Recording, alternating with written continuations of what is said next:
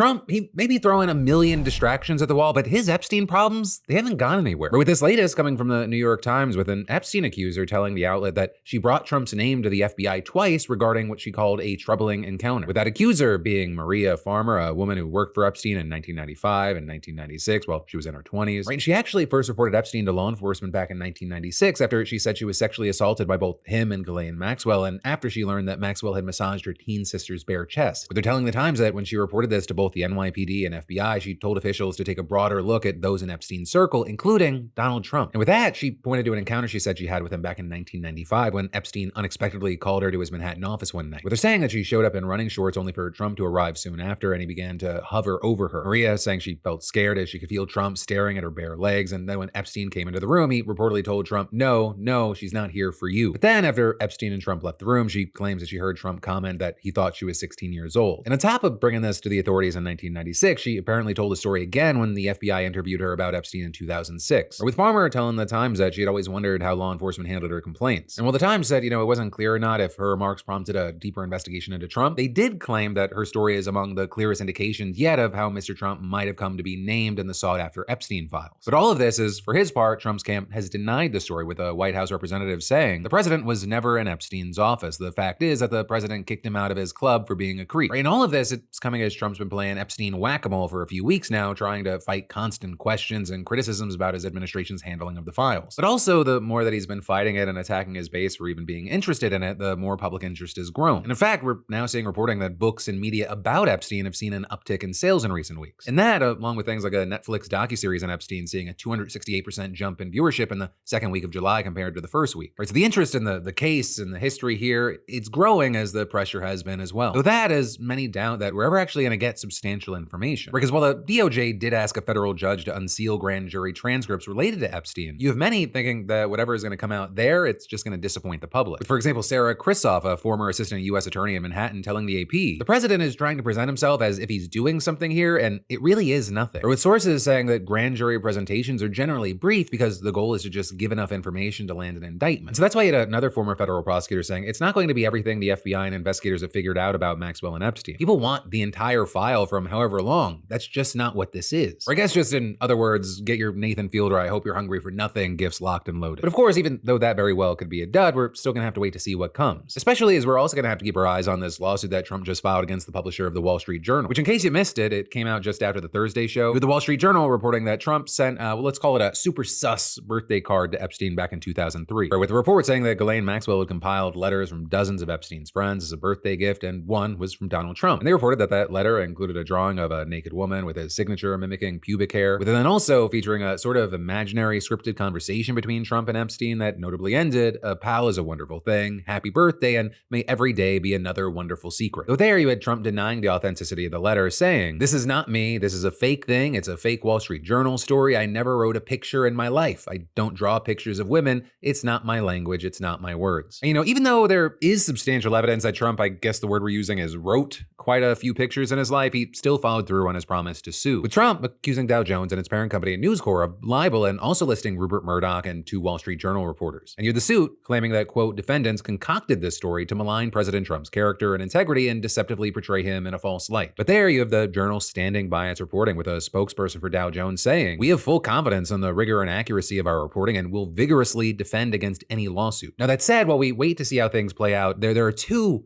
big things to be mentioned here. One, very interestingly, is the reaction from the MAGA base that has actually been demanding answers from Trump, because this report appears to have actually pushed them back into Trump's corner. It was kind of like muscle memory. A bunch of people that have been criticizing him, asking more questions, not liking his reaction to things, they quickly rallied around him. Or many of them seeing him once again as the victim who's, fighting the big machine, rather than the guy who promised to release things and is now part of the big machine and then attacked people for not doing the thing that he promised. And so what you ended up seeing were people like Laura Loomer and Charlie Kirk, who had been pressing on Epstein to varying degrees, dismissing the report as a partisan attack, with outlets like Politico saying, this allowed a fractured MAGA base to train their ire on a common enemy, the media. And you even reportedly had unnamed administration sources telling them, quote, thank God for Dems and media overreach on this. It saves us every every time. There's nothing Donald Trump does better than being on offense. It has helped rally the troops because people see this as more bullshit. That said, it doesn't mean the situation around Epstein is over or that things could go against him again. Especially as you're seeing things like just this morning, people like Marjorie Taylor Greene implying that MAGA isn't done asking Epstein questions. Writing, quote, "If you tell the base of people who support you of deep state treasonous crimes, election interference, blackmail, and rich, powerful, elite, evil cabals,